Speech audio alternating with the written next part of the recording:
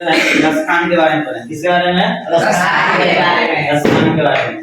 प्रेम आईनी श्री गाथिका के रचनाकार कौन है? रसखान है। और करील के कंचन ऊपरी वाला कंचन है ना, करील के कंचन ऊपरी वाला ये है, ठीक ना। ये किसने लिखा है?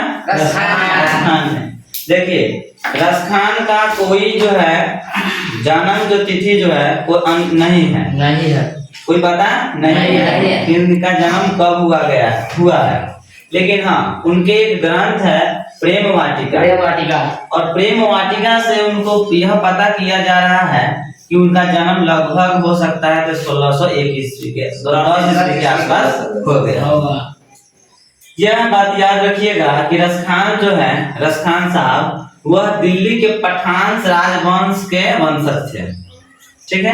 दिल्ली के पठान राजवंश के वंशज थे, ध्यान दीजिएगा यहाँ पे, ठीक है।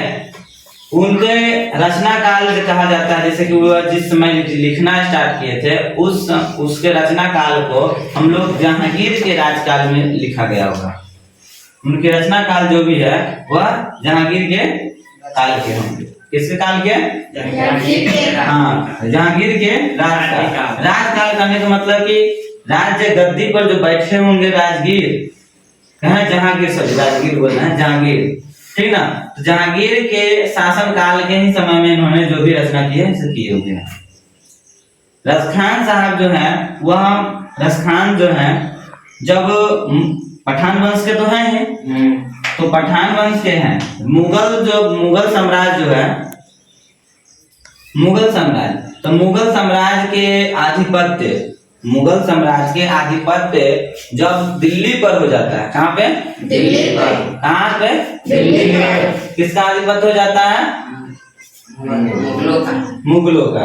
जब मुगलों का आधिपत्य हो जाता है दिल्ली में, तो दिल्ली पर जैसे ही मुगलों का आधिपत्य करने का मतलब है कि मुगल साम्राज्य का कब्जा हो जाता है दिल्ली पर।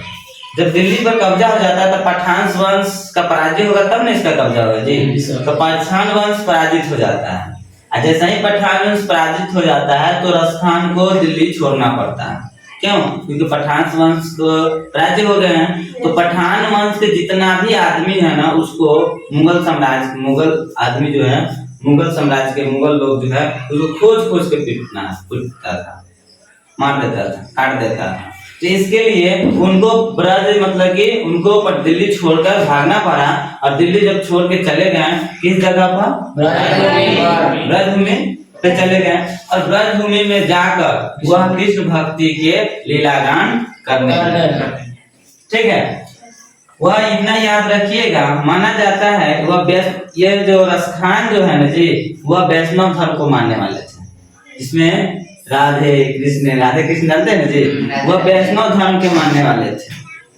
याद रखिएगा, कहा जाता है वह रसिक प्रेमी होंगे। क्या? रसिक प्रेमी होंगे, बाद में अलौकिक प्रेमी बन गए। कहने के मतलब पहले वह किसी से बहुत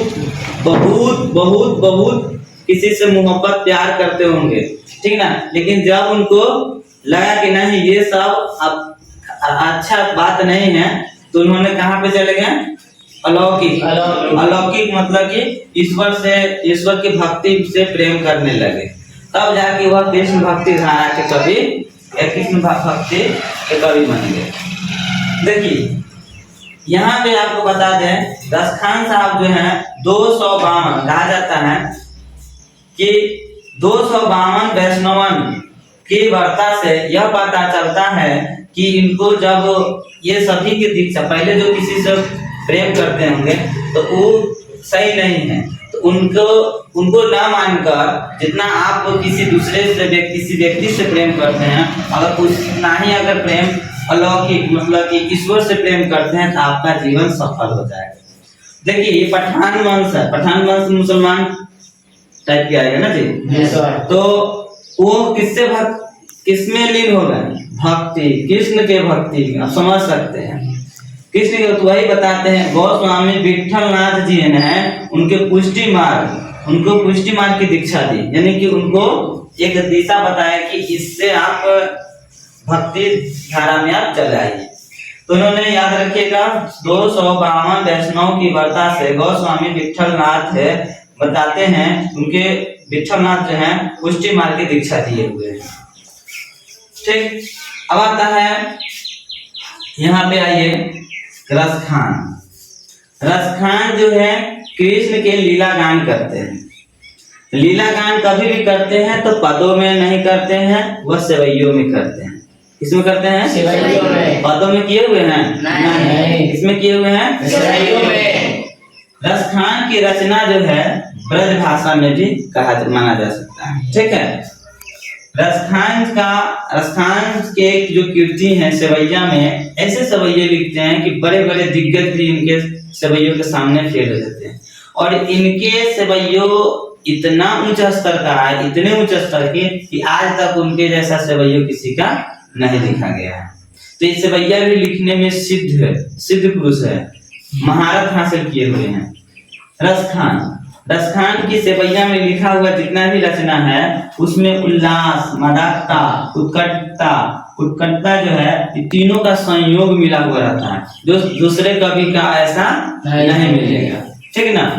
उसके बाद आता है हिंदी के लोकप्रिय, कहा जाता है रसखान जो है हिंदी के लोकप्रिय जातीय कवि माने जाते हैं। हिंदी के लोकप्रिय जातीय कवि माने जाते हैं रसखान को। और याद रखिएगा जो सेवैयों में लिखे हुए हैं रसखान, जितने भी रचना लिखे हैं, इनकी रचनाओं से प्रभावित होकर आपका जो भारतेंदु हरिश्चंद्र जी है ना, भारतेंदु हरिश्चंद्र रसखान को क्या कहते हैं समझिए। इन मुसलमान, देखो कहे ना मुसलमान, इन मुसलमान हरिजन पर कोटिन हिंदू बारी।